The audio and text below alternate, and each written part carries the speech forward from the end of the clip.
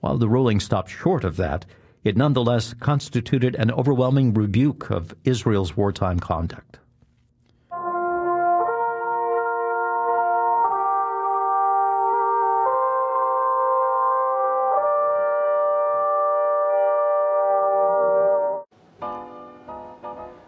Sveiki, ekspertai live tiesiogiai, laida 2K+, aš esu Audrius Nakas, šiandien yra 2024 metų sausio 26 diena. Norėjau, kad būtų penktadieninė laida, kad būtų daug gerų žinių. Bus, bet nedaug. Iš esmės daugiau blogų žinių. Bet pabaigsiu laidą vis tiek labai optimistiškai. Pasižiūrėkite į šios dienos anonsą. Aha, ką tai galėtų reikšti? Žalimas ar Sliesoraitis? Sliesoraitis, toks ekspertai EU pasirinkimas. Ir apie tai mes pašnekėsime pačioje laidos pabaigoje. Beje, po kiek laiko prisijungs ir Lietuvos gyventojų pasipriešinimo okupacijai centro vadas Eduardas Vaitkus. O pradėti noriu nuo trumpos informacijos. Šiandien buvau teisme, dalyvavau teisme. Tiesa, nuotoliu. Leido man prisijungti nuotoliu, nes būtų reikėję važiuoti į Kauną. Na žinot, šmeižto byla su Dainium Žalimu, šmeižto byla su Vygantu Sliesoraičiu. Ir yra dar viena byla su nemažiau reikšminga Lietuvos politinėme gyvenime figūra. Tai su Seimo nacionalinio saugumo ir gynybos komiteto pirmininku Laurynu Kasčiūnu. Taip, su Laurynu Kasčiūnu. Teismas irgi kažkas panašaus, aš jau visų ir neprisimenu. Ten tai mūsų prokuratūra tyrė dėl Žalimo ir Sliesoraičio. O čia jau teismas jau turbūt viską ištyrė, tai jau dabar tikrai mums galas bus. Bet posėdis buvo nukeltas šiandieną, labai trumpai vyko. Ir tiesiog buvo derinta data, kada kitas posėdis galėtų įvykti ir jisai turėtų būti vasario pabaigoje. Nes neatvyko nukentėjusysis Žmonių partijos atstovas Laurynas Kasčiūnas. Bet nors aš kiek pavėlavau prisijungti dėl to, kad man iš teismo vėliau atsiuntė nuorodą, bet žiūrėkit, ką aš pamačiau teisme. Matot, taip, tai čia tas pats žmogus, šnipų tinklo Lietuvoje įkūrėjas Algirdas Paleckis. Būtent jisai yra kaltinamasis mano minėtoje byloje, o aš toje byloje esu liudininkas. Na, nežinau, gal irgi tapsiu kaip ir su Sliesoraičiu specialiuoju liudininku. Va, tai žodžiu buvo malonu pamatyti Algirdą, bet kadangi vėliau prisijungiau, tai net nepavyko jam pasakyti labas. Bet mačiau, atrodė šiaip neblogai atrodė. Matosi, kad kurpia kažką. Nu, aš įtariu, kad jis kažką kurpia. Kiek ten jam sėdėti, liko meteliai kiti treti ir žiūrėkit ir vėl savo tinklą meks. Bet tai yra visiškai realu, juk buvo taip skelbta apie tą šnipų tinklą, o sėdi vienas Algirdas Paleckis. Pasirodo, tinklą dviese kūrė su pedofilu. Pedofilas viską papasakojo ir pasodino. Jei ne pedofilas, nieko nebūtume sužinoję. Nesėdėtų kalėjime dabar Algirdas Paleckis. Toliau ten tinklas šnipų kurtų. Tai va, Paleckis kalėjime, bet šnipų tinklas, svarbiausia, šnipų tinklas. Tai yra. O ką mes apie jį žinom? O mes nieko nežinom. O tokia bėdelė. Žinot, čia panašiai kaip su tuo Kyšių Masiuliui, liberalų lyderiui buvusiam. Oi, paėmė kyšį čia už kažką, čia paėmė, kai baisu, kyšis virš 100 000 dėžutėj, dar ten kelis nuteisė. Oi, kai baisu. O tai gerai, kad nuteisė, kad kyšis buvo. O už ką? Ką jie padarė, ką jie turėjo padaryti, ko jie nepadarė. Apie tai jokios kalbos. Kaip jokios kalbos ir apie Paleckio šnipų tinklą. Taigi, tokia naujiena, kita naujiena šiandien ryte iš generalinės prokuratūros sulaukiau dokumento. Žinote, aš antradienį buvau policijoje ir ten daviau parodymus dėl šmeižto susijusio su, aš taip vadinu gražiai šį žmogų, Lietuvos kelių riterių Vygantų Sliesuraičių. Rimta šmeižto byla, ten iki metų kalėjimo galima gauti. Aš daviau parodymus ir štai šiandien atėjo raštas iš apygardos prokuratūros, nutarimas panaikinti mano procesinę padėtį. Va, čia rašo, kad apklausė, taip toliau ir taip toliau. Ir konstatuoja prokurorė, šiame ikiteisminėme tyrime atlikus būtinus proceso veiksmus nustatyta, kad nėra pagrindo apklausti Naką liudytojų bendra tvarka ar suteikti jam įtariamojo statusą. Taigi, išanalizavus ir įvertinus surinktų duomenų visumą, priimtas nutarimas panaikinti Nakui suteiktą liudytojo ten pagal kažkokį tai straipsnį statusą. Remdamasis tuo, kas išdėstyta ir vadovaudamasis Lietuvos Respublikos baudžiamo proceso kodekso tokių ir tokių straipsnių, tokia ir tokia dalimi, nutarė panaikinti Audriui Nakui suteiktą liudytojo Lietuvos Respublikos baudžiamo proceso kodekso pagrindais statusą. Tai kaip aš supratau, aš jau kaip ir ne prie ko ir kaip aš supratau, ta byla greičiausiai irgi bus nutraukta. Taigi žiūrėkit, kiek teismų, kiek ikiteisminių ir viską pralaimi Žalimo lauko žmonės. Ir pats Žalimas, ir Sliesuraitis, ir Lietuvos radijo televizijos komisija. Na visi viską pralošė. Na tiesa, dar liko viena pati rimčiausia byla, tai kur pornografijos platinimas, sprogmenys, ginklai, šaudmenys, terorizmas, po to, kas ten dar buvo, prostitucijos tinklo platinimas, mezgimas ir taip toliau. Žodžiu, dar šita byla liko, pažiūrėsim, kaip baigsis, bet kol kas visiškai duodam į kaulus.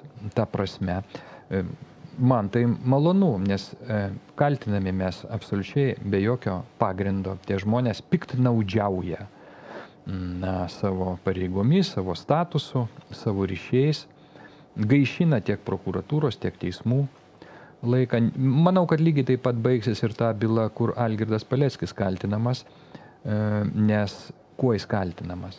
Kad jisai, būdamas kalėjime, skambino į Ekspertai EU ir mes skelbėm jo nuomonę, be jokių komentarų. Algirdas paskambindavo, aktualus skambutis, tokia mūsų rubrika, ir mes paskelbdavom. Na ir prisikabino Laurynas Kasčiūnas. Įsižeidė. O žino dėl ko? Aš ten taip miglotai atsimenu, bet kadangi šiandien buvo teismas, tai reikėjo truputėlį pasikrapštyti atminti.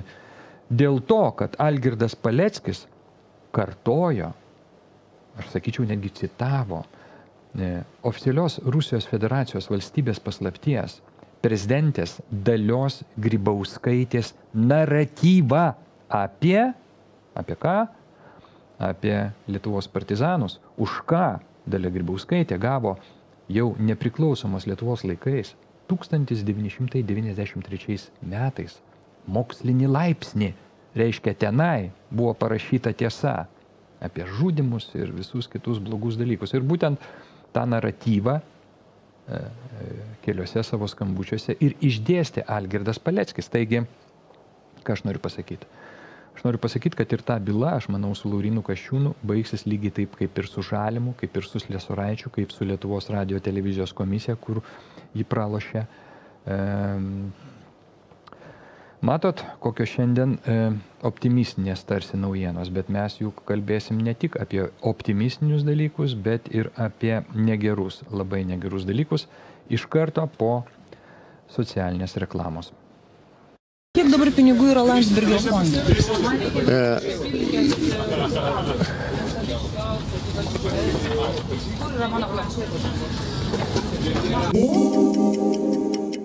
Kiekvieno agitatoriaus. Taigi, pradėsiu kaip ir vakar, nuo to paties, ką ir sakiau, dabar prasidės kiekviena laida nuo to pačio video, nes aš daugiau informacijos apie tai kol kas nesulaukiau. Oficialiai karinę paramą Ukrainai blokuoja Vengrija, bet abejoja ir Vokietija. Berlynas pyksta, kad šalys tokios kaip Lietuva Ukrainai perduoda senus ginklus, bet pinigus iš Europinio fondo ima kaip už naujus. Klausimas, ar pradėtas ikiteisminis tyrimas dėl tų sukčių, kurie Ukrainai esą tai atidavė senus ginklus, o pinigus iš Europinio fondo paėmė kaip už naujus. Pradėtas galbūt Dainius Žalimas kreipėsi į prokuratūrą. Jis labai didelis mėgėjas kreiptis į prokuratūrą. Dėl mūsų, pavyzdžiui. Tai mes vis tiek, jeigu ir vagiam, ir ten ginklus laikom, kaip tikisi Žalimas, tai vis tiek ten, kiekiai netokie, nevalstybinio lygio, kaip sakoma. Tai gal kreipėsi Žalimas, aš nežinau. Bet kitos informacijos, kol naujos informacijos aš neturiu, šitą video aš visą laiką kartosiu apie tą paramą Ukrainai. Apie tą paramą Ukrainai mes šiandien dar pasikalbėsim. Taigi, tarp kitko, šiandien daug Žalimo bus. O kai Žalimas kalba, visada yra geras laikas. Jis tiek daug prisako vienu metu nesąmonių, praktiškai pas yra taip, kokie 90% absoliučių nesąmonių, o maždaug 10%, 5-10%, žiūrėk, žmogus ir teisingai pasako. Tai labai taip gražiai viskas skamba, kaip iš tikrųjų geras humoro šou. Tai mes šiandien šiek tiek pasižiūrėsim ir žiūrėsim po to dar turbūt visą kitą savaitę. Nes jis tiek prisiplėpėjo, tikrai jums visiems pakels nuotaiką. Taigi, kokia yra svarbiausia žinia valstybėje vakar? Atsimenat tą tarptautinį skandalą po Europos ledo to čiuožimo čempionato, kai vyrai Kaune arenoje brylę tampė. Tampė tą brylę, ir skandalas kilo baisus. Policija kvietė, vieni kiti kvietė ir kas dabar paaiškėjo, kad dėl vyrų tampytos brylės kilusio tarptautinio skandalo policija pradėjo iš karto net 2 ikiteisminius tyrimus ir nusikaltėliai, jūs to išgirsit, koks čia didelis mastelis, ir nusikaltėliai gali būti nubausti nuo 30 iki 140 eurų. Vat toks tarptautinis skandalas dėl tos vyrų tampytos brylės. Kauno policija pradėjo 2 tyrimus administracinės teisenas dėl Europos dailiojo čiuožimo čempionate kilusio incidento, kai iš Žalgirio arenos buvo išprašyta ten pranešėja dirbusi Kaja Elena Brilė, atimta jos akreditacija. Į pareigūnus kreipėsi tiek čempionato organizatoriai, tiek darbuotoja. Ji tikino, kad iš arenos buvo išprašyta neteisėtai, kai atsikirto anot jos dirbti trukdžiusiam organizatorių komandos nariui. Organizatoriai aiškina, kad Kaja Elena Brilė išprašyta, nes buvo ne toje zonoje, kur leidžia akreditacija. Policija nusprendė tirti abu pranešimus. Administracinės teisenos pradėtos dėl nedidelio viešosios tvarkos pažeidimo, už jį numatyta bauda nuo 30 iki 140 eurų. Tikėkimės, kad nusikaltėliai dėl tos brylės ištampimo gaus pagal nuopelnus. Aš tikiu, kad bus pati didžiausia bausmė. 140 eurų, aš labai tikiuosi. Tokia nebloga žinutė dar yra. Lietuva dvigubina atgrasimo technologijų vystymo finansavimą. Buvo vienoks finansavimas, dabar jis dvigubinamas iki ten 5 milijonų. Čia net nesvarbu milijonų ar milijardų, dvigubinasi ir tiek. Šiuo metu atgrasimo technologijų vystymo programos dėka yra vystomi šie projektai. Skraidančiojo šaudmens sukūrimas, lazerinės komunikacijos tarp laivų sistema, radarų, elektromagnetinio parašo nuskaitimo ir analizės sistema ir autonominių žemės ir oro sistemų vystymas. Tai va, viskam tam dvigubina, dar plus naujų visokių projektų sugalvoja, pavyzdžiui, minosvaidžių, minų pradinio greičio matuoklis. Ir viską tą darysim, čia tikrai pinigai bus įsisavinti prasmingai, ne taip, kaip kartais būna. Dabar svarbiausia, kad viskas yra padvigubinta. Jau šiandien mano minėta Žalimas, su kuriuo tikrai niekada nebūna nuobodu, atskleidė prieš kelias dienas, kokius darbus jisai nuveiktų, jeigu jisai taptų prezidentu. Tiksliau tariant, kai jis taps prezidentu, ką jis padarys pirmiausia, bendraja to žodžio prasme. Pasiklausykim, tikrai tai novatoriška. Vienas iš mano programos punktų yra tiesiog, nebus čia galbūt originalu, bet svarbiausia tai įgyvendinti atvira prezidentūra. Tai prezidentas turi aiškinti savo sprendimus.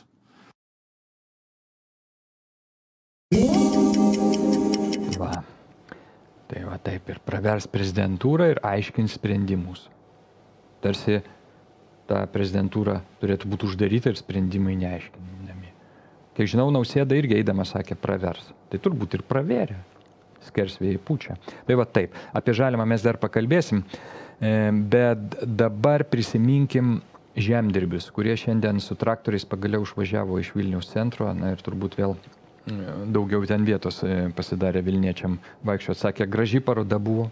Daug tų traktorių, ten 1000, aš nežinau, taip ir nenuėjau pažiūrėtos parodos. Geras renginys, puikiai suorganizuotas. Pagal organizavimo lygį, aš nežinau, kas tą darė, nieks tą neprisipažįsta, bet man atrodo, kad vis tik tai už viso to stovi Landsbergių bendruomenė. Jų reklaminės kampanijos, ten visokios turbūt firmos stovi, viskas tikrai idealiai suorganizuota. Praktiškai tai buvo net ne protestas, o šventė, kiek aš mačiau. Jie ir mirksėjo vakarais, ir grojo tenai kažką, tokią mocinę diskoteką darė. Žodžiu, tikrai žmonės gerai praleido laiką, pasilinksmino. Iš kitos pusės puikus prisiminimas, pagalvokit, ne bet kasgi čia pasivažinėtų su traktorium po Vilniaus centro, čia dar toks grupinis. Ar jie pasieks savo rezultatų, aš tikrai nežinau, bet štai, į ką aš noriu atkreipdėmėsi, jie nėra savanaudžiai šitie žemdirbėjai. Jie rūpinasi ne tik savo, bet ir už viso ir civilizuoto ir demokratinio pasaulio laisvę ir nepriklausomybę kovojančią Ukrainą. Štai, matote, jie įsidėjo tokį pranešimą, kad Lietuvos žemdirbių protesto akcija palaiko ir prisideda prie kitos akcijos, kuri vadinasi Radarom. Kitaip sakant, remia Ukrainos kovą, na ir jų mitingų metu visada plevėsavo Ukrainos vėliava. Tai yra tikrai smagu. Primenu, kad šią akciją Radarom organizuoja Lietuvos atstovas Ukrainos kare su Rusija Jonas Akseliochmanas, propagandos senolė, apibūdinimo Bibenosis autorė Rita Miliūtė, intelektualaus humoro kūrėjas Andrius Tapinas ir unikalios šiuo metu dėl nežinomų priežasčių neveikiančios pranešimų platformos Akylas LT įkūrėjas Edmundas Jakilaitis. Va šitą akciją Radarom. Čia apie tos žmonės, kurios minėjau, tos iniciatorius, rasite šitoj publikacijai. Informacijos daugiau, kurie to nežino. Tai tikrai smagu, kad žemdirbiai ne tik apie save galvoja, o kaip jau ir minėjau, jie galvoja, jie globaliai galvoja. Ukrainos vėliava liudija, kad jie iš tikrųjų galvoja globaliai ir tai džiugina. Nes pavyzdžiui, kai buvo mokytojų streikai, atrodo mokytojai, turėtų būti jau, taip sakant, kultūros, intelekto tokio daugiau tarsi žmonės. Ne, aš ten asmeniškai kaip ir nemačiau Ukrainos vėliavas ir nemačiau raginimų aukoti Ukrainai. Tai čia toks akmenukas į mokytojų daržą. Visada reikėtų pagalvoti apie Ukrainą. O jeigu pamiršot, ką reikia padaryti? Prisiminti Minedą. Ne teisės Minedą, bet tikrai originalų Minedą, jo maldas ir taip toliau.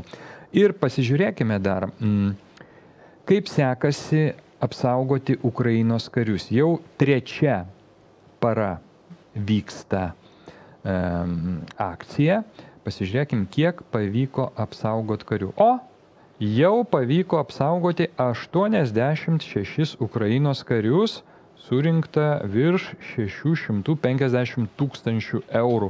86 kariai apsaugoti. Na tai yra galbūt dar nedaug, bet tai stiprus signalas ir tokia optimistinė žinutė tiek Ukrainos kariams ir nerami žinutė ir Rusijai, nes kai bus apsaugota ir 100, ir 200, ir 500 Ukrainos karių, o gal net ir 1000, o gal 2000 karių, na tai situacija fronto linijoje tikrai ženkliai pasikeis. Ir dabar po mano visų šitų pliurpalų šiek tiek pakalbėsim apie propagandą, kaip sakoma, iš tautinės propagandos aruodų. Kai ką parodysiu, bet iš karto po socialinės reklamos. Turėtų būti kokia nors savigarba, ponai ir ponios.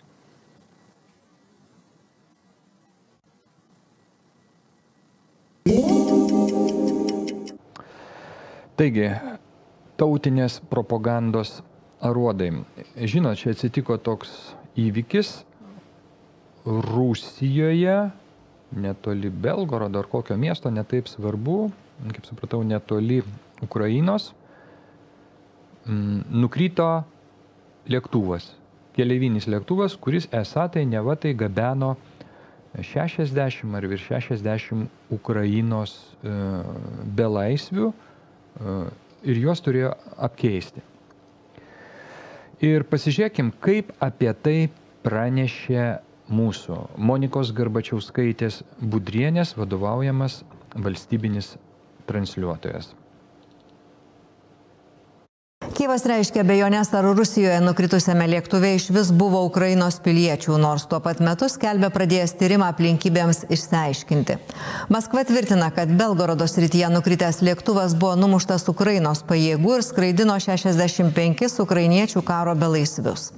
Ukraina nei patvirtina, nei paneigia, kad numušė lėktuvą ir teigia vertinant įvairius scenarijus nuo provokacijos iki belaisvių pasitelkimo kaip gyvo skydo ginkluotei gabenti. Pasak Ukrainos žvalgybos, prieš lėktuvui pakylant Rusijos FSB nurodė išlipti šalies pareigūnams. Ukraina nei patvirtina, nei neigia Kremliaus kaltinimus, kad ji numušė ukrainiečių karo belaisvius skraidinusi Rusijos lėktuvą. Kyjivas ragina nepasikliauti Maskvos teikiamą informaciją, bet drauge pripažįsta, planuotas apsikeitimas belaisviais neįvyko. Rusijai negalioja nei tarptautinė teisė, jie savo netaiko jokių nei principų, nei teisinių, nei moralinių, jo labiau.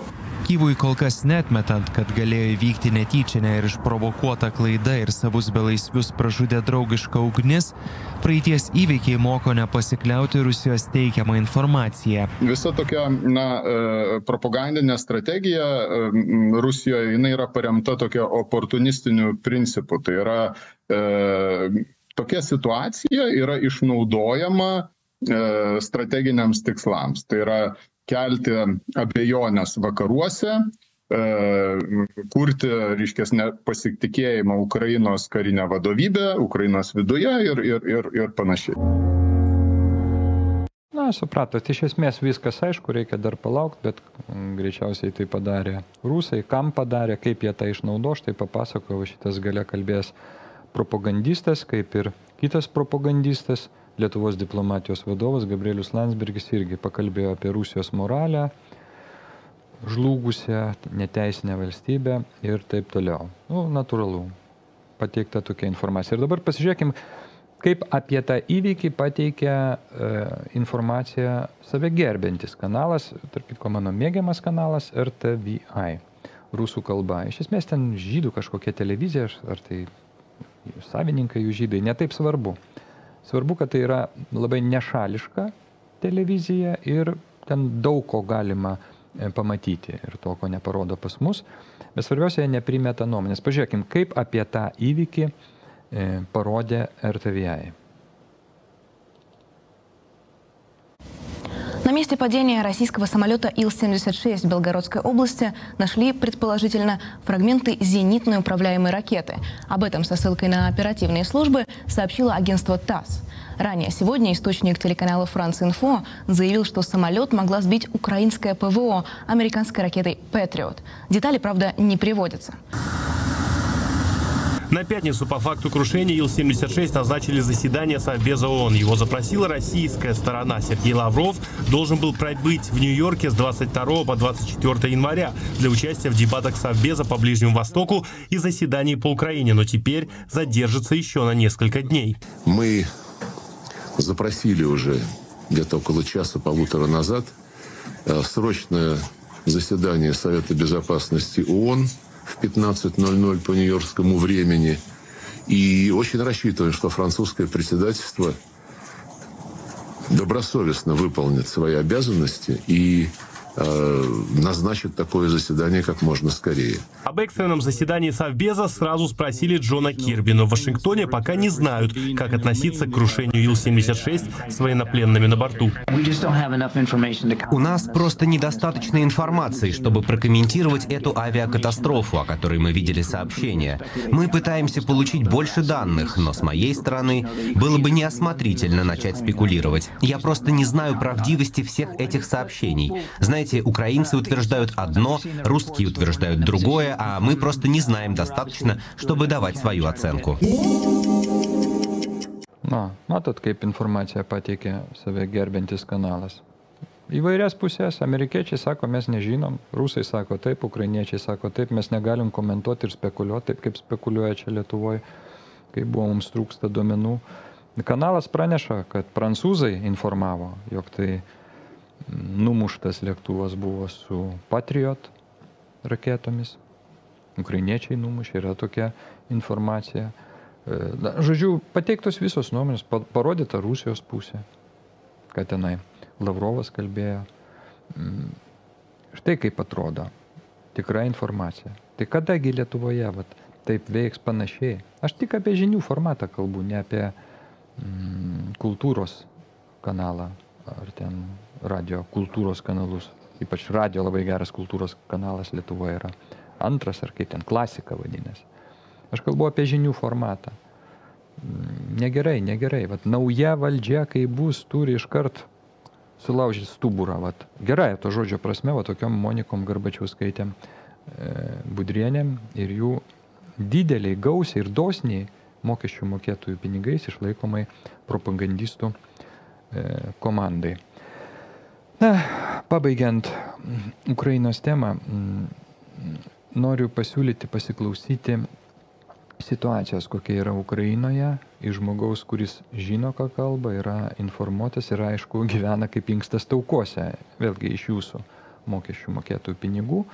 Tai yra Šiaulių sąjungos vadas Linas Idzelis įvertino situaciją Ukrainoje. Na ir neslėpė, su kokiais sunkumais ten susiduria dabar įklimpusi Rusija. Šiuo metu Rusijos kariuomenė yra bent jau sausumos pajėgos ir pilnai įsiklampinusios į karą Ukrainoje ir matosi, kad tenais ilgai jie tenais bus, nesiruošia kažkokiu tai planų keisti. Ir ukrainiečiai gal jiems neleidžia jų keisti. Jo, tai ir ukrainiečiai gerai kovoja iš tikrųjų, jie labai rusai nepasvertai įlindo į Ukrainą, turbūt ant žemėlapio ar ant gaublio ten taip atrodė tokia šalis, bet ten yra 1000 kilometrų ir ten netaip, jiems nepavyks. Paprasčiausiai techniškai nepavyks. Tai dabar prasidės ginklavimosi varžybos, be abejo Rusija padedama, Šiaurės Korėjos, Kinijos, Irano, nes vis tiek yra komponentai. Jeigu nori kažką pasigaminti, reikia turėti žaliavų, kaip bebūtų, reikia staklyną turėti, nes jeigu iš vakarų gaudavai, iš kokių tenais tiekėjų, dabar turi kažko tai kitų pakeisti, ten galbūt skylutė liks, ten turėsi apsauginiais klijais užtepti, bet vis tiek, kaip ten bebūtų, vis tiek gaminasi. Tada vakarų pasaulis, aišku, irgi pradėjo ginkluotis. Dabar jūs esate informuoti, kas realiai vyksta. Šitą žmogų mes kitom dienom dar paklausysim. Įspūdinga, ką jie kalba. O dabar truputėlį apie karą artimuosiuose rytuose. Jemeno husitai. Čia yra skandalas. Esą palaikydami Palestiną, jie vėl apšaudė Jungtinių Amerikos valstijų karinius laivus. Rūpužės. O Financial Times skelbia, kad Izraelis sunaikino jau 1100 namų Gazoje. Tokia situacija keista. 1100. O kiek rusai Ukrainai namus sunaikino? Gal Eduardas Vaitkus žinos, tai pasakys, kaip prisijungs. Йеменские хуситы в очередной раз обстреляли корабли ВМС США. В движении заявили, что американские военные пытались защитить 2 коммерческих судна. Хуситы, напомню, совершают свои акции в знак солидарности с Палестиной. Тем временем в Цахал заявили, что постепенно берут под контроль стратегические районы Хан-Юниса. Это город на юге сектора Газа. Там израильские военные совершили несколько рейдов на командные центры Хамас. Как пишет Financial Times, израильские военные снесли 1100 зданий и построек в секторе Газа. Речь идет о приграничных районах. Там предположительно могут создать некую буферную зону. Но это в будущем. Neblogai. Tai čia 1100, realiai turbūt ir daugiau. Bet kas yra svarbu šitoj vietoj? Mūsų šiandien jau minėtas, kai komplimentą sakai apie tą žmogų, tada sakai, kad tai teisės Minedas. Kitaip tariant, Dainius Žalimas vienareikšmiškai palaiko Izraelį. Vienareikšmiškai. O palaiko todėl, nes šiuo metu tenai yra ginama vakarų civilizacija. Štai taip pasakė Dainius Žalimas. Kalbant apie Izraelio ir Palestinos karą, ar pritarėt jūs dviejų valstybių idėjai ir apskritai kaip matot, kur to konflikto priežastis slypi? Priežastis, aišku, yra istorinės, bet dviejų valstybių idėjai aš negaliu nepritarti jau vien dėl to, kad tokia yra jungtinių tautų formulė, kurios niekas dar nepakeitė. Bet jeigu žiūrėti paskutinį šito konflikto etapą, tai aš tikrai nebijau pasakyti, vienareikšmiškai palaikau Izraelį, nes tai yra ir dalies paskelbto karo prieš vakarų civilizaciją dalis. Aš turiu omeny tą Hamasą su jo įvairiais ryšiais ir taip toliau. Taigi Žalimas palaiko. Ten tokia keista žurnalistė toje laidoje sėdėjau, uždavinėjo tokius klausimus, bet esminių kažkaip klausimų ir nepateikė. Žinot, senukų žinių radio stotis jinai turi savo specifiką. Labai gera, bet kažko aštriau paklausti ten turbūt niekas nesugeba arba negalima, nes jie taip pat. Tie žurnalistai, nežinau kaip šita moteris, mes apie tai pakalbėsim kitose laidose, taip pat šeriami mokesčių mokėtojų pinigais, biudžetiniais pinigais, papildomai. Taip. Už tai jie ir kalba tai, ką iš esmės reikia kalbėti. Bet nenukrypstant nuo Žalimo minties, teismas dabar vyksta dėl to, teismas aiškinasi dėl Lietuvos strateginio partnerio Izraelio galimai vykdomo genocido. Va čia, jūs mato dabar vaizdą, tiesiai iš Hagos, posėdis, aiškinasi, ten Pietų Afrikos Respublika, man atrodo, kreipėsi ir dabar vyksta, tai ir aiškinasi, vykdo genocidą Izraelis ar nevykdo genocido Izraelis, nes yra visokių minčių. Man būtų labai įdomu išgirsti, ką apie tai mano. Vykdo genocidą Izraelis, kurį palaiko Dainius Žalimas, ar nevykdo? Man būtų įdomi Dainiaus Žalimo nuomonė šito vaikino, kuris labai mėgsta ne dėl ko nors, dėl ekspertai EU, dėl manęs kreiptis į prokuratūrą. Bet dėja nedrįsta susitikti akis į akį. Tai šiandien aš būtinai irgi pakartosiu.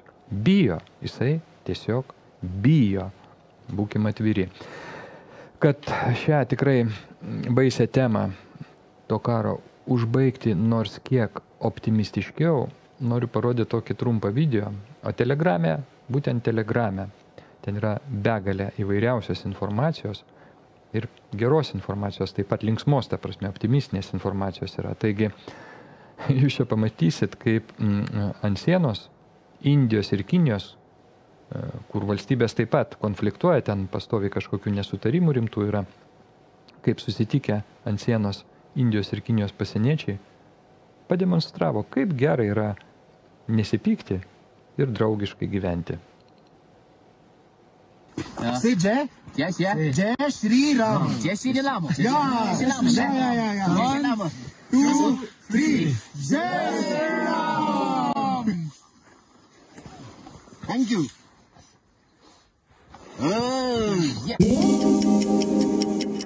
Turbūt geriau taip laiką leisti, negu nutaikyti šautuvus viens į kitą ir kariauti.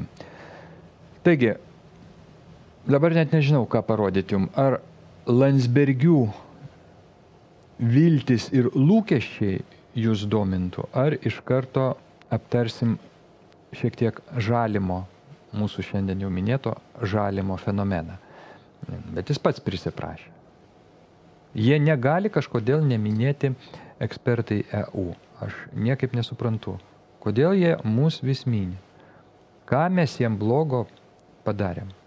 Nu, jiem gal ir padarėm blogo, nes viešinam jų negerus darbus, bet valstybė mes nieko blogo nepadarėm. Ką bando įteikti va tokie žalimai ir panašus veikėjai, trukdydami prokuratūros, teismų laiką tuščiai, užsimdami, kitaip tariant, parazitinę veiklą. Niekada mes nieko blogo nepadarėm, nieko nusikalstamo.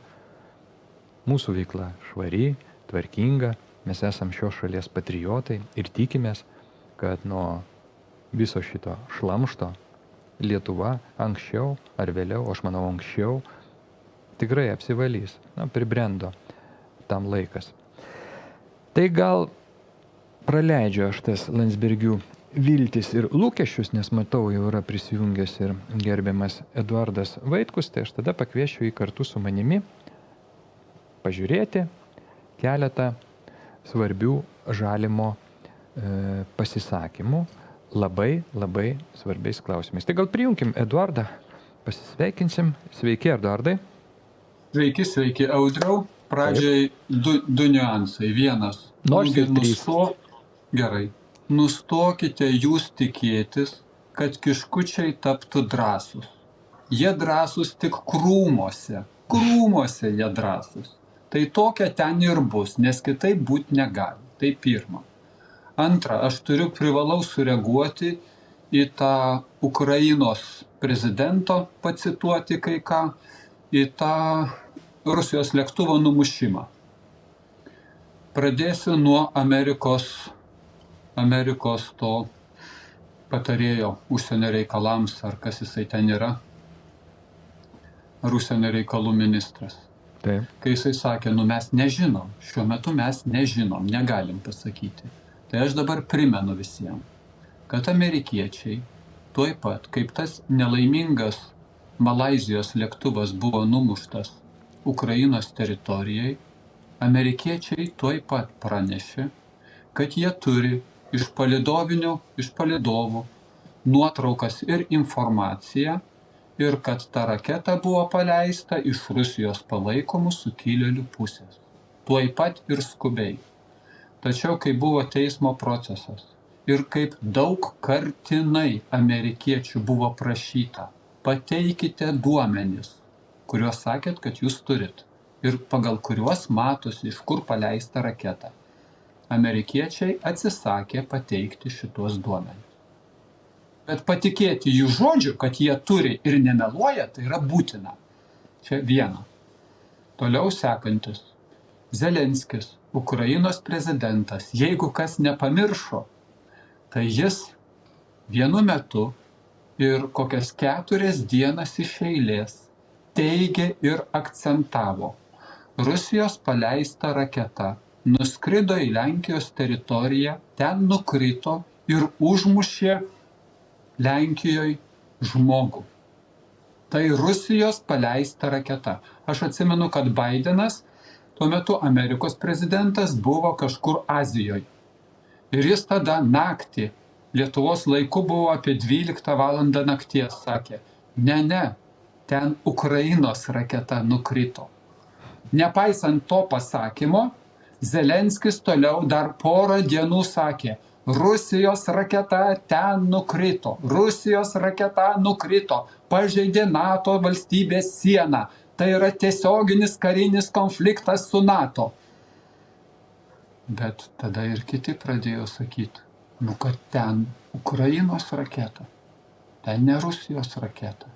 Tai tada Zelenskis nurimo. Dabar noriu priminti neseniai vasarą buvusius įvykius. Kai raketa sprogo turguje, Ukrainoje turguje. tą vaizdo įrašą parodė Zelenskis ir paskelbė visam pasauliui, Rusijos raketa sąmoningai nutaikyta buvo į turgų civilinį struktūrą civilinę. O paskui tą patį vaizdo įrašą panagrinėjo, iš kur raketos matėsi praskriejimas ir šešėlis ant stovinčių mašinų ir paaiškėjo, kad ta raketa skrido iš Ukrainos valdomų teritorijų, kur Ukrainos armija. Skrido ta raketa, susprogo turguje, 14 žmonių užmušė. Bet Zelenskis sakė, ne, čia Rusijos raketa. Ir Lietuvos visi funiukai lojo.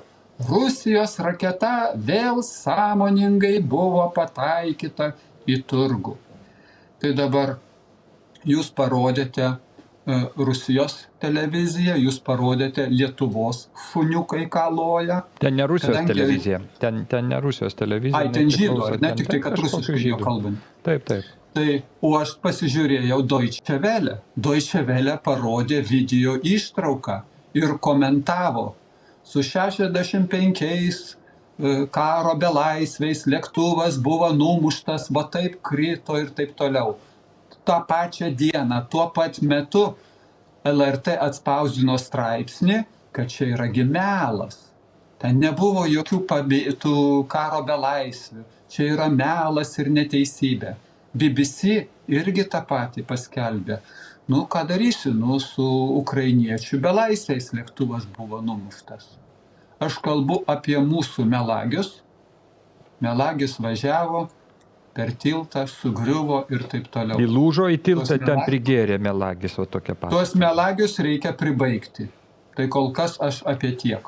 Pritariu 100%, už tai ir parodžiau, kaip informaciją pateikia normalūs, save gerbiantis kanalai ir propagandistai, niekšeliai ir parazitai.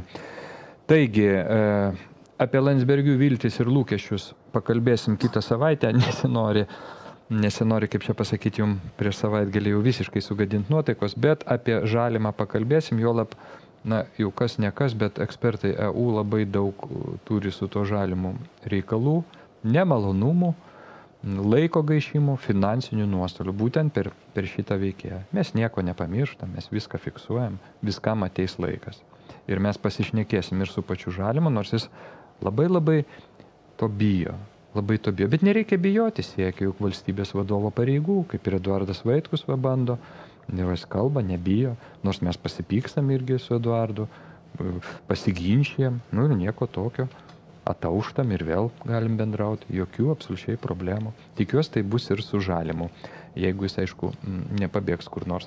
Taigi, jūs užsiminėte apie Zelenskį, taigi žalimas, kalbėdamas senukų žinių radijos stotyje, įvardino jo didžiausią kitos šalies autoritetą, prezidentą. Autoritetą, būtent prezidentą, ne ką nors kitą. Ir paaiškėjo, kad tai Zelenskis. Kurios šalies ir kuris prezidentas kandidatų yra autoritetas ir kodėl?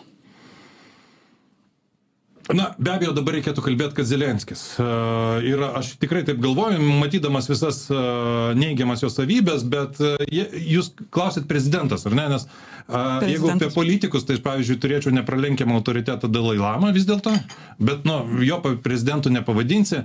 O matot, problema yra ta, vėlgi priklauso nuo laikotarpio, aš šiai dienai tikrai išskirčiau Zelenskį su visais jo trūkumais, bet kito tokio ryškaus pasaulio lyderio šiai dienai aš beje nematau.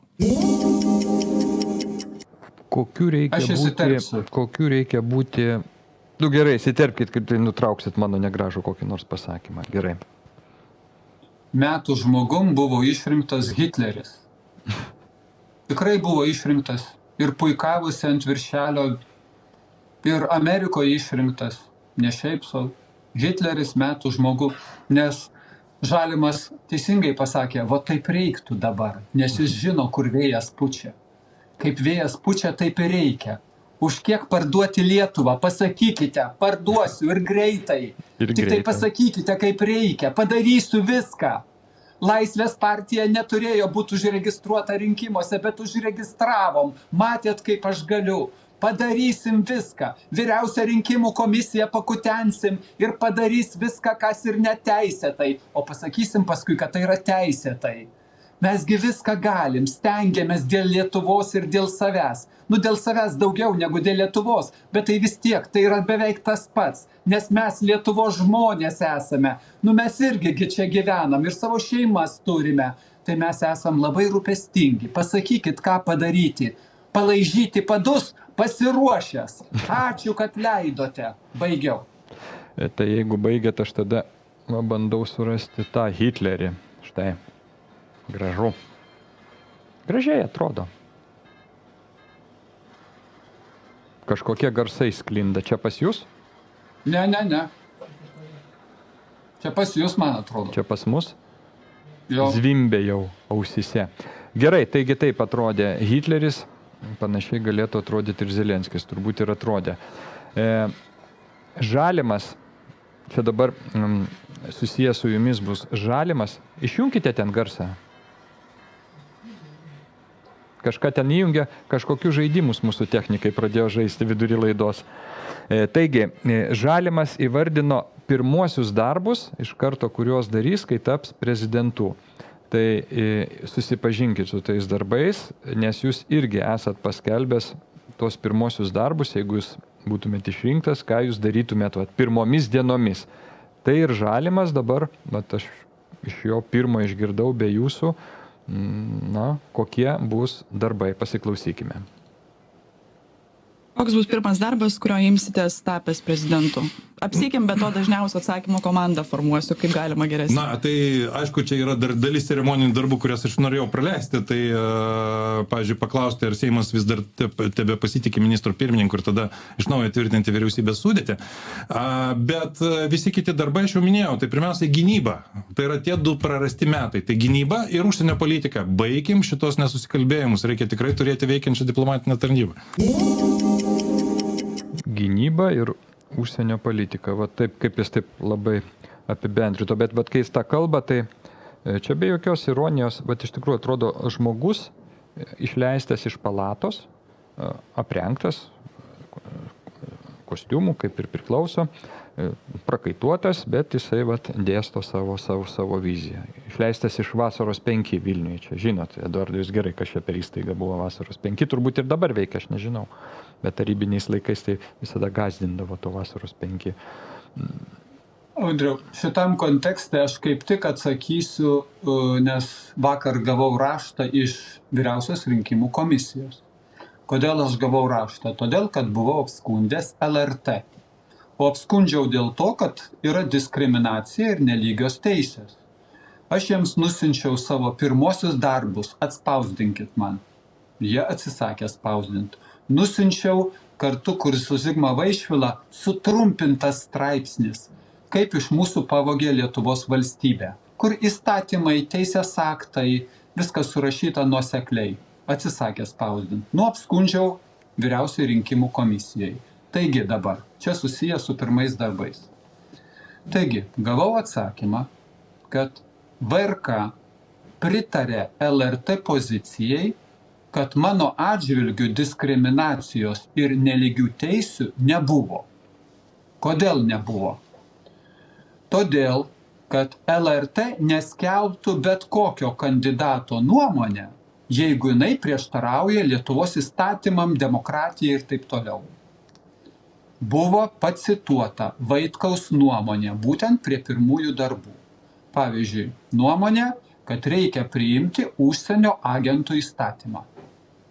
Šita, tai yra citata, kurią pacitavo LRT ir šitą užduotį priimti užsienio agentų įstatymą įvertino, kad pažeidžia Lietuvos konstituciją, pažeidžia Lietuvos suverenumą, pažeidžia Lietuvos nepriklausomybę, pažeidžia Lietuvos užsienio politiką, abejoja, skatina abejonės dėl užsienio grėsmės Lietuvai. Viena dalis. Kita dalis, aš buvau įrašęs, kad kaip prezidentas išleisčiau dekretą, kuriame sakyčiau, bet kokie Lietuvos Respublikos konstitucijos pakeitimai, kurie buvo padaryti prieštaraujant Lietuvos konstitucijai, yra negaliojantis. Šitą citatą įdėjo LRT ir pasakė, kad šita citata prieštarauja Lietuvos konstitucijai. Jūs tik pagalvokit. Citata, kuri sako, kad negali Lietuvos konstitucija būti pakeičiama pažeidžiant konstituciją, šita citata prieštarauja Lietuvos konstitucijai, valstybės politikai, nepriklausomybei, savarankiškumui ir neigia grėsmės karinės Lietuvai. Kad Lietuvoje esanti pilietė Cikhanovskaja, ne Lietuvos pilietė, būtų grąžinta atgal Baltarusijai, tai irgi pažeidžia demokratiją, konstituciją. Kad būtų pareikalauta atšaukti įstatymą, kuris draudžia pirkti Baltarusijos elektrą, tai yra konstitucijos paneigimas, prieštaravimas laisvei, demokratijai ir neigimas Lietuvos užsienio grėsmės. Visą šitą surašė LRT kaip pagrindimą, kodėl jie nespausdino Vaitkaus pareiškimo. Būtent pirmų darbų, kodėl nespausdino, paaiškino šitais būdais. Ką sako Vyriausia rinkimų komisija?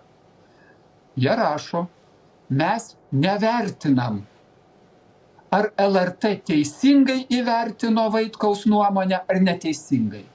Mes nevertinam, ar jie pasakė teisybę ar ne. Mes vertinam tai, kad jie turi savo nuomonę. Ir jie turi savo nuomonę Verygos atžvilgių ir ją spausdino Verygos pareiškimus. Jeglinsko atžvilgių jie spausdino Jeglinsko pareiškimus ir tai gerai. Žalimo atveju jie taip pat spausdino Žalimo mintis ir tai yra gerai, nes jie turi nuomonę, kad tos mintis yra geros. Jie turi nuomonę LRT, kad Vaitkaus mintis yra blogos, bet tai yra jų teisė turėti tokias nuomonės. Tai yra užrašyta įstatyme, kad tai jų diskrecija. Jie turi savo nuomonių skiltyje nuostatus parašę, kad jie gali neskelbti nuomonės vien dėl to, kad jie nenori. Yra toks 6 ten ir 7 punktas. Jie neskelbia nuomonės, jeigu jinai prieštarauja įstatymam, ir jie turi teisę išvis neskelbti. Tai Vyriausia rinkimų komisija sako, jie turi savo nuostatus, jie dirba pagal savo nuostatus ir jie jūsų manęs nediskriminuoja, nes jie tos nuostatus taiko ir kitiem asmenim, kuriem, pavyzdžiui, juos paskelbė. Bet juos paskelbė dėl to, kad jie neprieštarauja demokratijai, o Vaitkaus nuomonė prieštarauja demokratijai, bet mes nesikišam į tai, ar Vaitkaus nuomonė iš tikrųjų prieštarauja demokratijai. Mes į tai nesikišam. Kada aš paskui paskambinau ir kalbėjau dar šiandien su juriste, kuri paruošė šitą raštą, o šitas raštas yra pasakoma, jis suderintas su visais komisijos nariais. Su jais suderintas. Aš tai mergaičiukai, juristei sakau, bet jūsgi teisininkė, kaip gali Vaitkaus nuomonė, kad konstitucijos pakeitimai negalimi, jeigu jie prieštarauja konstitucijai, kaip šita nuomonė gali būti netinkama? Ne, aš apie tai nesakau nei vieno žodžio. Aš šitą jums neatsakau. Tai ne mano klausimas. Aš kalbu apie absurdą ir kad nutvoti reikia negailint.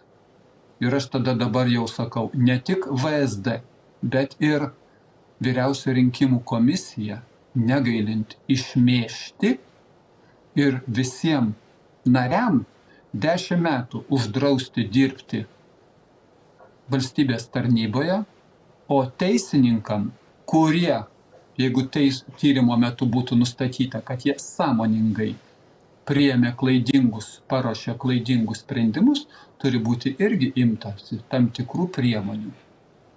Sekančią dieną šitie teisininkai ir tokios komisijos gali ateiti prie kiekvieno iš mūsų namų ir pareikalauti iš mūsų. Jūs ne taip iš ryto atsikėlėte ir ne taip patrepsėjote koją, reiškia, jūs esat kalti ir jūs dabar vykstate į privalomų darbų kalėjimą. Bet jis kalėjimu nesivadins, o vadins perauklėjimo įstaiga. Mes einam link to tiesioginiu tekstu. LRT, apie ją, kuri vadovaujama tarybos ir tarybai vadovauja Kauno technologijos universiteto profesorius būtent rektorius vadovauja. Jis nemato čia problemų, jokių. Po milijoną kas savaitę, truputį daugiau kaip milijoną kas savaitę LRT iš mūsų visų pinigų gauna. Ir LRT drįsta parašyti, kad konstitucijos pataisos priimtos sulaužant konstituciją prieštarauja konstitucijai. Tai reiškia, LRT tiesiai pateisina konstitucijos laužymą ir paskui pasako, kad tokia jos misija. Tai aš nebūčiau niekad sugalvojęs, kad gali iki tokio lygio nusileisti, nes jau žemiau nėra kur nusileisti. Šitos frazės sako, kad viskas yra galima jau. Jau viskas yra galima. Jokių limitų nebėra. Ir tokia atveju mūsų kiekvieno Lietuvos žmogaus piliečio. Kaip aš kalbu ir daug metų kalbėjau medicinos sferoje, galim galvoti, kad ne, man tai tikrai taip nebus, kad papulsi į ligoninę, pusiau sveikas ir tada turės mane laidoti, nes pridarė klaidų. Ne, man taip nebus, su manim taip neatsitiks. Tai aš dar kartą pakartoju, nes šiandien ir parašiau dar vieną prisiminimą, kad LRT atspausdino dar straipsnį, kaip Algirdas Paleckis dabar dėl įžeidimo vėl jam byla iškelta, ir pakartojo, kad nuo tų metų vasario mėnesio iki kitų metų spalio mėnesio, ten suskaičiavau 20 mėnesių periodas buvo, bet paskui teismas pasakė, kad jis nešnipinėjo, o 20 mėnesių ruošėsi šnipinėti. Periodas buvo, LRT paskelbė tą periodą, nuo tada iki tada ir tai 20 mėnesių trukmės periodas. Ir šnipinėjimo nebuvo, bet jis 20 mėnesių Algirdas Paleckis ruošėsi šnipinėti, o kai jis suėmė su tuo kitu žmogum, kurio kompiuterį tada surado vaikų pornografiją. Ir kai surado vaikų pornografiją, praregėjo tas žmogus ir suprato, kad jis tikrai ruošėsi šnipinėti, nes prieš tai jisai kategoriškai neigė bet kokį šnipinėjimą ar pasiruošimą. Suradus vaikų pornografiją, jis staiga suprato, būna, kad žmogus staiga suvokia, kad jis tikrai ruošiasi šnipinėti. Ir tada buvo atleistas nuo bet kokios bausmės, tapo liudytoju, o vaikų pornografijos byla be įkalinimo tyliai pasibaigė be jokio triukšmo, nes šnipinėjimo byla yra svarbesnė. Ir tokiu pagrindu teismas tokiu pagrindu nusprendžia, kadgi viskas tvarkoj. Tada aš pabaigai dar priminsiu, kad teisėjai, kurie priima sąmoningai, akivaizdžiai neteisingus sprendimus, turi būti baudžiami 3 kartus griežčiau, negu visi kiti prasikaltę Lietuvos žmonės. Griežčiau turi būti baudžiami. Kaip tas teisėjas Panevėžy, kuris nusprendė, kad skubiai perduoti Garliavos mergaitę motinai, kuriai tuo pat metu kitam Lietuvos teisme buvo byla, kad mergaitę seksualiai išnaudoja ir parduoda kažkam tai. Ir šitas teisėjas blaiviam prote buvo. Ir šitas teisėjas nesuprato, ką jis daro. Tokie teisėjai, netgi post factum, jeigu jie nebedirbtų, jie turi būti įvertinti pačiu griežtumu, kokiu tik įmanoma. Nes kitaip reiškia, yra viskas galima. O jeigu viskas galima, tai gyvybė nieko nekainuoja. Tuoj Stalino laikai ateis ir mes turėsim Lietuvoje pakankamai daug žmonių, kurie plos ir sakys, kaip gerai. Rusai yra ne žmonės, juos reikia sunaikinti. Dalis lietuvių irgi yra ne žmonės, mūsų pareiga juos sunaikinti. Mes einam tiesiu tekstu prie šito. Ir galim apsimesti, kad ne, mūsų čia neliečia, niekas neliečia. Čia kaip su medicina. pabaigsiu vieną frazę. Jūs visi esat labai laimingi, nes jūs nesugebat suvokti, jūs neturi tiek žinių ir vaizduotė tiek negali nešti, kad kokie jūs esat Lietuvos žmonės, beginkliai sveikatos apsaugos sistemos viduje, beginkliai.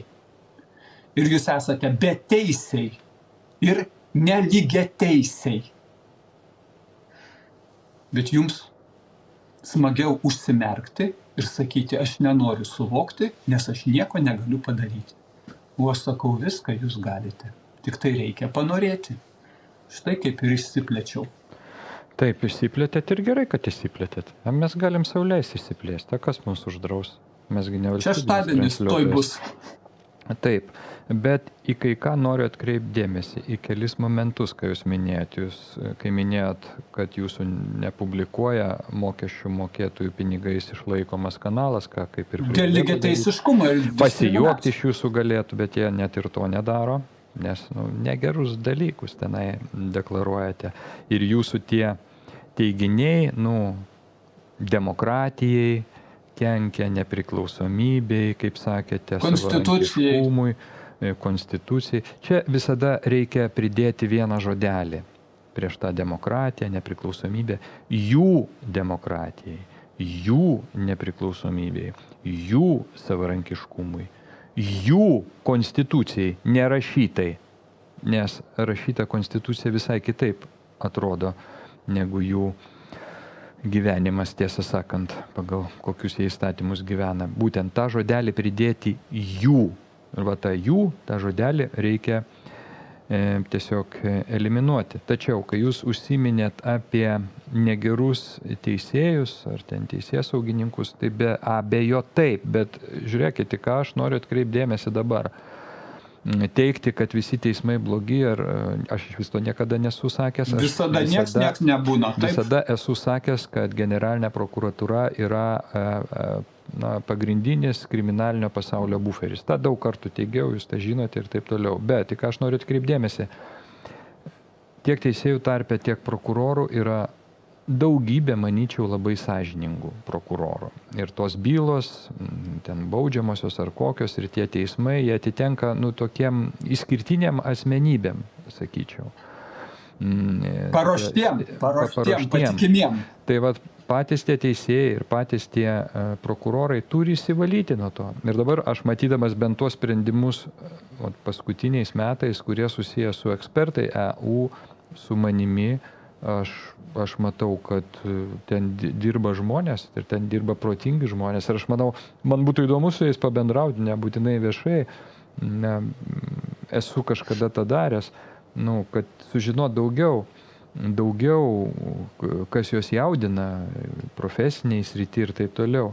Bet aš manau, tie tokie sprendimai su Žalimu, su Sliesoraičiu, su Lietuvos radio televizijos komisija, tais teismais, kuriuos mes laimėjom neginčiamą nutartimi, tai rodo, kad yra tie žmonės. Nes jeigu jie būtų visi tokie, kai jūs pasakot apie tą teisėją ten iš kažkokio miesto, tai mes ne tik būtų iš mūsų viskas atimta, bet turbūt jau ir kaip Paleckis mes būtume.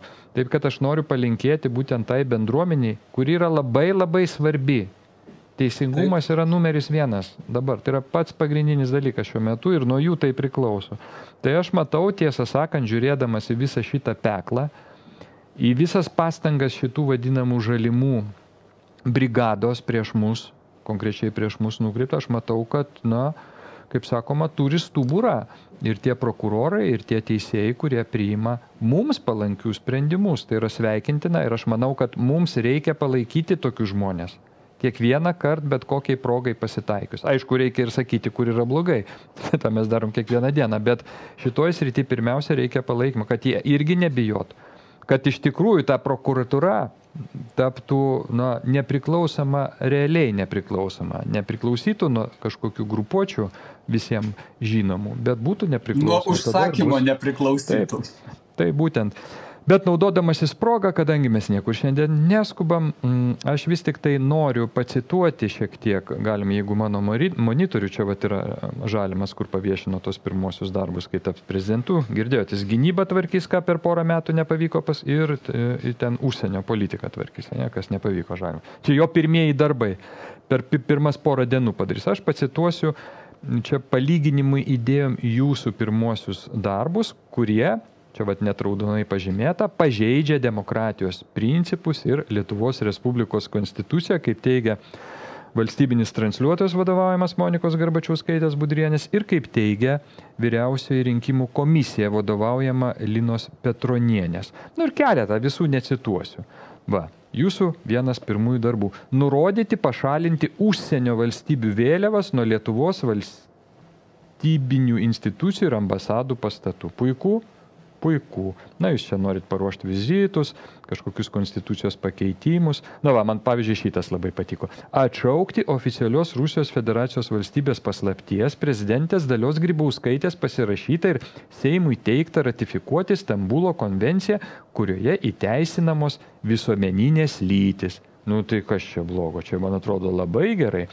Paskambinti Baltarusijos prezidentui ir informuoti, kad Lietuva naikina draudimą Belarus trąšų tranzitui, kad Baltarusijai per Medininkų pasienio punktą bus perduota šios šalies pilietė Svetlana Tikhanovska su visa jos svita. O pokalbio metu aptarti elektros pirkimo galimybės tiesiogiai iš Baltarusijos, o ne per tarpininkus 10 kart brangiau, kaip yra dabar. Na ir taip toliau, ir taip toliau. Jūs... Bet čia man įdomu toks, paprašyti JAV vadovybės, kad amerikietiški strateginiai bombonešiai, galintys nešti atominį ginklą, neskraidytų Lietuvos oro erdvėje. Nu, logiškas toks mandagus prašymas. Paskelbti moratoriumą miškų kirtimui. Čia tikrai kažkas antikonstituciško. Na, sudaryti darbo grupę bendrajam valstybės auditui atlikti, kuris niekada per visą nepriklausomos Lietuvos istoriją nebuvo atliktas ir net jokių bandymų nebuvo. Taigi, bet tokie praktiškai nusikalstami jūsų norai, vat, jų ir neskelbia. Nu, įsivaizduokit, kas būtų, jeigu paskelbtų ir pamatytų, na, tam tikro kito lauko žmonės, kurie nemato mūsų, galima išjungti monitorių, kurie nemato, reiškia, mūsų portalo nestebė ir nežiūri mūsų video. Na, neturiu, negerai. Ką tu po to tiem žmonėms pasakysi, ką ten Vaitkus nori. Juk reiktų tada aiškinti, komentuoti, argumentuoti, kodėl yra blogai, kodėl stabdyti, paskelbti moratoriją miškų kirtimų yra blogai. Bet reikėtų išaiškinti, sudėtingai išaiškinti. Tai geriau mes jūs blokuosim. Ir žinot, man šiandien atsiuntė, aš labai trumpai pažiūrėjau, bet galbūt reikės giliau pažiūrėti, atsiuntė jau propagandos Lietuvos asų. Aišku, jie visi išlaikomi, atkreipiu dėmesį, visi propagandos asai išlaikomi mokesčių mokėtojų pinigais, jie šeriami. Jeigu jiems bus nukirpta ir tam pačiam Žalimui, pavyzdžiui, nukirpta, šitas plaukelis, ant ko jie laikosi, nu, jiem viskas, jie nieko nesugeba be valdiškų pinigų, jie yra totalūs išlaikytiniai. Taigi, atsiunti tokį video, kur susirinkę tie propagandistai tarėsi, va čia yra video pavadinimas, sausio aptarimas, ūkininkų protestas, celofanas, vyriausybė nepripažįsta klaidų. Jie čia susirinkę kalbėjosi, va čia yra ta, kur, nu, tokia atvira melagė, vaiko balsu visada kalba, Indrė Makaraitytė, jinai dirba valstybiniam transliuotojui. Tai jie susirinkę čia tarėsi ir ypač jinai pergyveno, tai kaip čia dabar bus, kodėl žmonės žiūri va tokius kanalus kaip mūsų. Nu ir išvardino visus tos žinomesnius kanalus, kuriuos žiūriu, o ten iš tikrųjų internete tie jų vadinami kažkodėl alternatyvūs kanalai, jie surenka iš esmės daugiau peržiūrų kiekvieną dieną. Nieko nerodami, kaip sakoma, specialiai. Ir ką daryti? Ir sako, čia mes kalti, kodėl jo žiūri, kaip daryti. Nu, labai paprasta, galiu duoti patarimą. Nu, tai Indrei Makaraitytė ir visai tai kampanijai. Nemeluoti. Pirmiausia, nemeluoti. Nemeluoti tai nereiškia neklysti. Nebūna neklystančių. Nebūna niekada. Ne. Jūs neteisinga formuluotė. Gali tada netyčia pasakyti neteisybę, ar ne? Žodis meluoti reiškia, aš jau žinau, kad aš sakau netiesą. Aš žinau.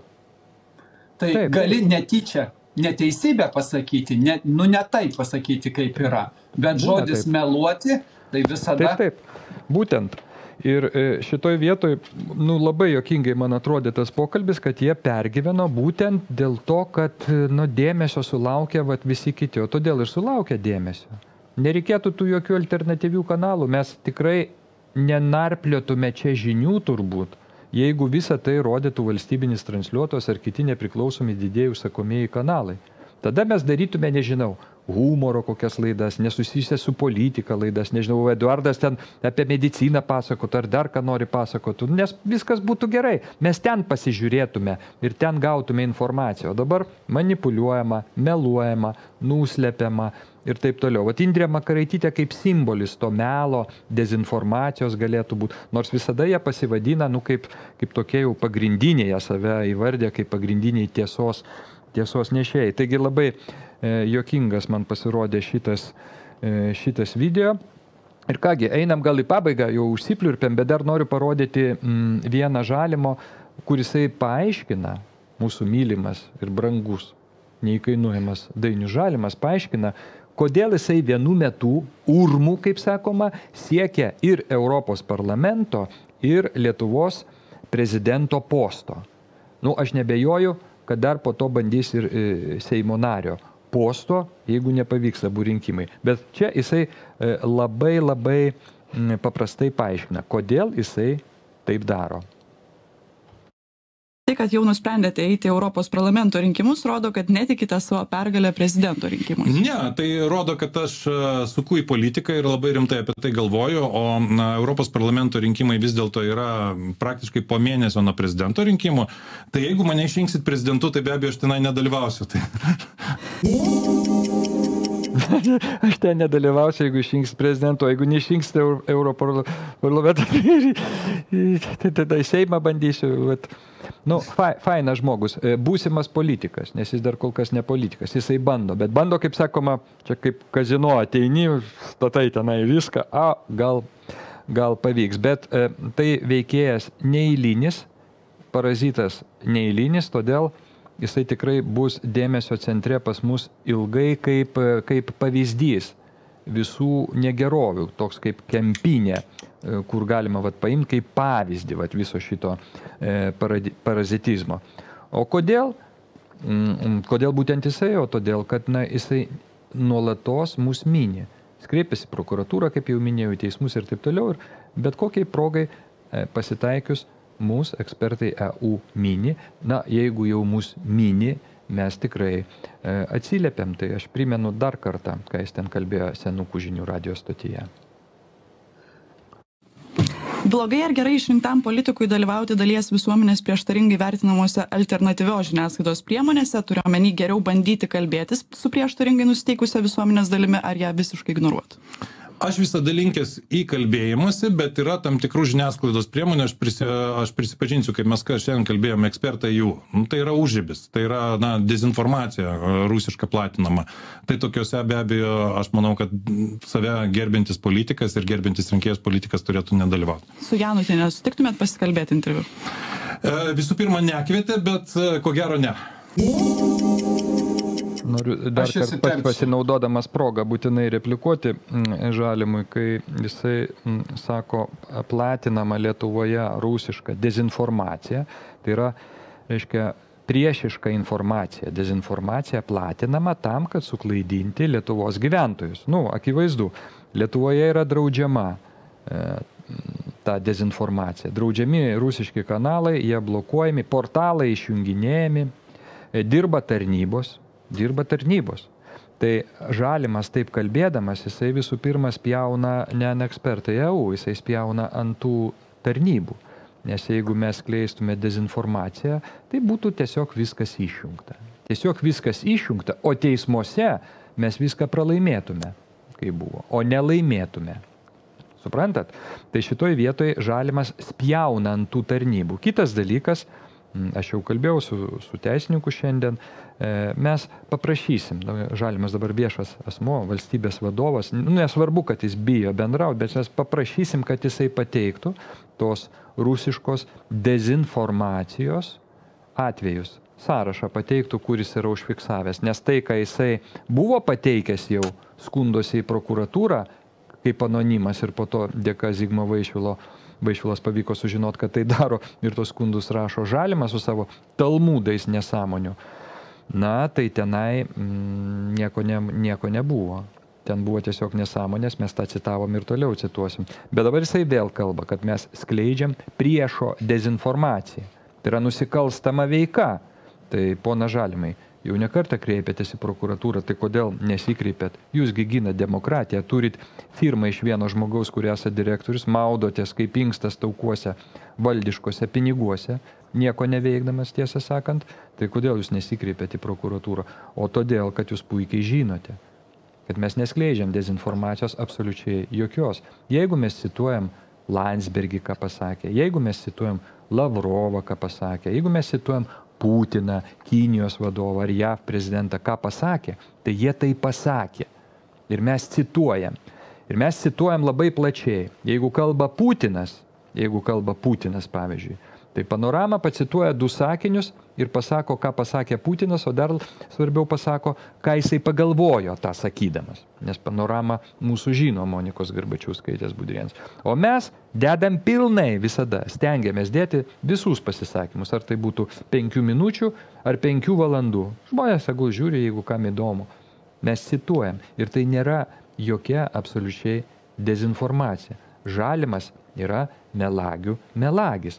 O melagiui, dezinformatoriui, manipuliatoriui, sukčiui ir žulikui, ne vieta eiti ir dirbti į prezidentūrą ir vadovauti valstybei. Man taip atrodo. Bet kadangi jis jau įsikėlęs ir yra visų dabar akiratėje ir nori būti visų žmonių prezidentų, teks, ponas Žalimai, bendrauti. Niekur jūs neįsisuksit nuo šito reikalo ir mes šito reikalo, ponas Žalimai, nepaliksim. Jūs mums būsite kaip pavyzdys ir visiems kitiems. Tiek Žalimas, tiek galingasis Liesoraitis, mega žmogus, ten nežinau, visų sričių specialistas, kelius prižiūri, strateginiam įmonėm vadovavęs, bankose ir visur kitur. Jisai irgi nieko kardiolitoj. Taip, jis ir kardiolito, ir almalitera, ir giraitės tą šaudmenų, kas tik nori, ten ir bankai, ir taip toliau. Tai yra mega žmogus, tai yra kelių ryteris. Jis irgi nieko nepešia. Nes pešti negali, kadangi mes nieko nešmeižiam. Nieko absoliučiai nešmeižiam. Mes neskelbiam dezinformacijos. Dažniausiai mes skelbiame tiesą. Kaip kada kas pavyksta, aš sakau, klaidų mes padarom, kartais netaip įsireiškiai. Arba netaip suprato. Bet jeigu ir mes padarom klaidą, mes visada atsiprašom. Ir jeigu pastebiu net komentaruose kažkokį netikslumą, žmonės į kažką atkreipia dėmesį, mes galbūt ne visada pasakom, bet į tai sureaguojam čia viduje, kad nedarytume vienos ar kitos klaidos. O jūs, ponas Žalimai, kuris žiūrite mūsų laidas kruopščiai ir monitoringą darote, sekundžių tikslumų darote, stebite. Mes jūs irgi stebime. Ir linkime jums viso ko geriausio, sveikatos ir pasisekimo. Mes tikrai su jumis susitiksim, akis į akį. Aš to nei kiek nebejoju. Nepasiseks jums pasislėpti nuo mūsų. Bet jūs pats prisiprašėte. Mes nesam įkyrus kažkokie. Jūs pats prisiprašėte. Ponas Žalimai, sukčiau ir žulikė. Teisės minėdė. Būkim atviri ir kalbėkim tiesiai ir šviesiai. Eduardai. Aš trumpai pasakysiu, kadangi taip išėjo šiandien netyčia pasikėliau seną straipsnį Olavos Trikulienės prieš 2 mėnesius, kur jinai gražiai apie Žalimą surašė. Tai aš buvau pamiršęs, taigi jisai buvo Landsberginės partijos aktyvus narys, ten kartu su jais kandidatavo kažkur tai. Jų žmogus buvo tinkamas ir pastovus visada. Dabar jis pajuto laisvės šauksmą. Ką darysi, ateina laikas, pajunta laisvės šauksmą, pajuto gal kitų lyčių svarbą, persiorientavo tinkamai. Ir su dvasiomisgi dar irgi pakalbėjo žmogus. Aš atkreipiau dėmesį, būtent kai jisai pasakė, va dabar visai neseniai, čia šiom dienom, kai jisai pasakė, kad Lietuvos žmonės savo konstitucijoje, sampratoje priėmė tokią mintį, kad šeima yra ne tik tarp vyro ir tarp moters. Jis pasakė, kad taip Lietuvos žmonės nusprendė, kad šeima yra ne tik tarp vyro, tarp moters, bet ir tarp vyro, tarp moters. Jis to nesiplėtė, ar tarp vieno vyro ir 3 moterų irgi šeima, ar ne. Šito nesakė. O jeigu 2 vyrai ir 10 moterų, šito irgi nesakė, ar čia šeima. Bet jis užkabino, kad čia būtent Lietuvos žmonės nusprendė, kad šeimos samprata yra vat štai tokia, visiems galiojanti, o ne tik vyrui ir moteriai. Tai kai žmogus šitą rimtu veidu sako, mano klausimas, ar jis šituo melu įtiki tiek, kad tiesiog pats tiki savo melu, ar jis vis tik pasilieka kritiškas ir ciniškas ir jis puikiai suvokia, kad jis meluoja, nes toks yra uždavinys. Bet abudu atvejai yra vienodai blogi. Galima pasirinkti. Vienas galės sakyti, man šitas blogumas labiau patinka, kitas man šitas blogumas. O aš sakau, už abudu atvejus reikia nutvoti. Nes tokie žmonės turi būti neprileidžiami prie dezinformacijos arba šitos šizofreniškų kliedesių skleidimo. Jie turi būti neprileidžiami. Bet Lietuvoje tam reikia politinės valios, kad tai būtų. Aš dar pabaigsiu, nes man labai šičia kita mintis su tuo susijusi, užstrigo seniai. Socialdemokratų partijos pirmininkas. Socialdemokratų ministras pirmininkas, vadovavęs vyriausybei. Ir jis taiga pajunta šauksmą, kad jis nebe socialdemokratas. Ir jis palieka socialdemokratus ir pereina į kitą partiją tam, kad vėl sėdėtų Seime ir gadintų ten orą. Kodėl pasakiau tokią frazę? Gadintų orą Seime. Todėl, kad jis, atleiskit man, mėly Lietuvos žmonės, jis tiek yra durnas, jis tiek yra kvailas, kad jis tiesių tekstų prisipažįsta žurnalistam, kad jis neskaitė įstatymo, už kurį prabalsavo. Jis jo neskaitė, bet prabalsavo. Ir jis dabar tikisi, kad Lietuvos prezidentas nepasirašys šito įstatymo, nes kai jisai perskaitė, jisai suprato, kad įstatymas visiškai blogas, bet jis prabalsavo. Ir toks žmogus sėdi Lietuvos Seime. Kad sėdi tai ne problema. Problema, kad jį išrinko Lietuvos žmonės. Ir užtat Lietuvos žmonės yra problema. Mes esame problema savo, o ne Lietuvos valdžia. Šitos valdžios išdavikų, prostitučių, okupantų, šitos valdžios nebūtų, jeigu mes jos netoleruotumėm. Taigi aš kviečiu nusipurtyti ir pasakyti gana, nes mes tą galime pasakyti ir tada bus viskas lengva ir švaru ir gražu. Tai ką daugiau pasakyti? Penktadienis ir užtat baigiau. Taip, o aš pabaigsiu tokią žinutę, nuo ko ir pradėjau. Pažiūrėkit, kaip atrodė mūsų šios dienos anonsas. Žalimas ar Sliessuraitis, toks ekspertai EU pasirinkimas. Mes vidinėme mūsų pasitarime nutarėme, kad vis tik tai Sliessuraitis. Abi asmenybės yra stiprios, viens už kitą geresnės, bet mes pasirinkome Sliesuraitį. Ir kadangi ekspertai EU yra demokratijos esencija, čia yra visokios nuomonės. Audriau, aš atsakysiu už jūs. Sliesoraitis S pradžioje raidė eina, o Ž eina paskui. Tai užtat Sliesoraičiui pirmenybė. Ir taip gali būti, bet vat jūs sėdėt, bandote kandidatuoti į Lietuvos prezidentus, Žalimas taip pat eina savo keliu, nors mes jam išreiškėme daug kritikos, bet iš tikrųjų tai labai mylim ir palaikom. Na, tas pats ir su Sliesoraičiu. Ir mums gimė tokia mintis, kad vis tik tai žmogus, kuris tiek daug padaręs Lietuvai ir daro, arė ir arė. Ir aš atmetu tuos visus nutrauktus iki... Jūs pakvieskit jį į studiją, nu?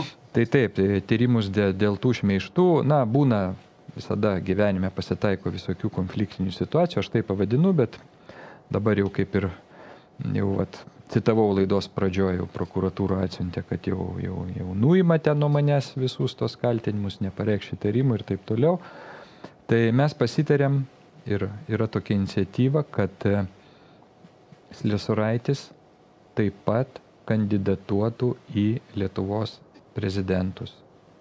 Ir tą progą mes paskelbėm apklausėje, ką tik paskelbėm, štai, ar pritartumėte iniciatyvai, kad Sliesoraitis keltų savo kandidatūrą Lietuvos Respublikos prezidento rinkimuose? Apklausė, va čia Sliesoraitis, visa Lietuva tai Sliesoraitis praktiškai.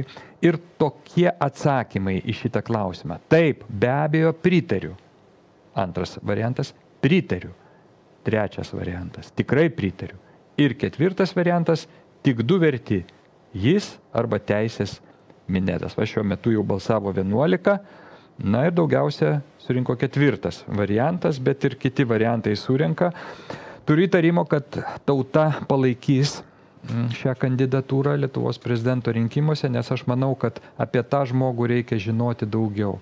Tiek visko padaręs, tiek visko matęs. Praktiškai ant tokių žmonių laikosi Lietuva, laikosi Lietuvos keliai, turėtų imtis lyderystės ir vadovauti ne tik keliam ir strateginiam įmonėm, milijoniniam, milijardiniam, bet visai valstybei.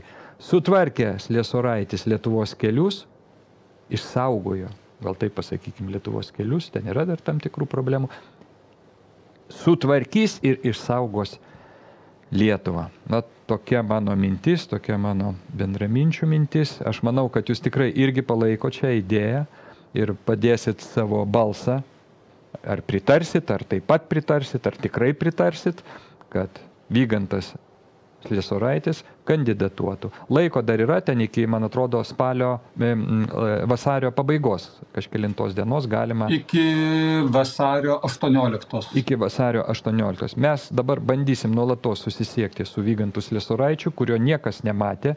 Vieną kartą skambinom į kelių priežiūrą, ilgai ieškojom, telefono neturi, sekretorė atsakė, jūs tai žinot, kad niekada akise jo nematė. O jeigu nematė akise sekretorė, žmogaus, kuris atsakingas už Lietuvos kelius, toj pagrindiniai įstaigoj priežiūros kelių, tai reiškia, jo niekas nematė. O mes norėtume jį pamatyti ir pamatyti ne tik šiaip savo, o ateityje pamatyti jį ir Lietuvos valstybės vadovų. Nepykite, Eduardai, bet čia demokratija ir mes kiekvienas turim savo nuomonę ir nebejoju, jeigu Sliesoraitis kandidatuos, jūs nuimsit savo kandidatūrą ir raginsit balsuoti už Sliesoraitį. Aš teisingai pasakiau. Taip. Jeigu jūs leisit visus 4 padėti pliusiukus, kad aš už 4 variantus noriu, tai tada ko gero teisingai. Viską darysiu. Aš noriu visus 4 pasirinkti. Viską darysiu, prašysiu programerių, kad performatuotų tą modulį, kad galėtumėte tokį dalyką. Visus 4, taip. Gerai, tai šiandien tiek, aišku, mes galim dar labai ilgai pliurpti ir niekur šiandien neskumam, penktadienis, bet penktadienis, tai tada reikia paskubėti, vis tiek savaitgalis yra geras laikas. Aš manau, kažkaip šiandien galvoju po tokių žinių ir po teismo, kuris dar vyks tik po mėnesio, apie ką pasakojau laidos pradžioje, ir po tų prokuratūros sprendimų, nutraukimo visų tų bylų dėl šmeižtų, tai be abejo, mane tai džiugina, aš suprantu, kad mes esam teisingam kelyje, bet aišku, su visų jūsų palaikymu ir parama labai dėkoju visiems.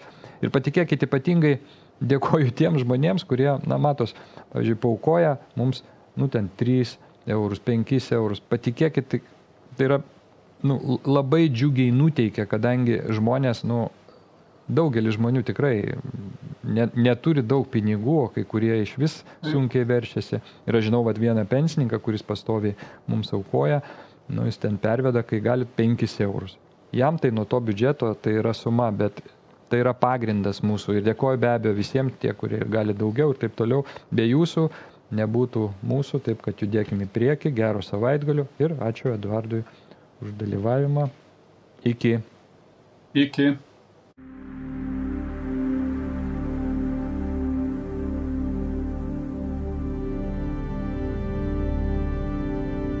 Man rūpi jūsų sveikata ir gyvybė.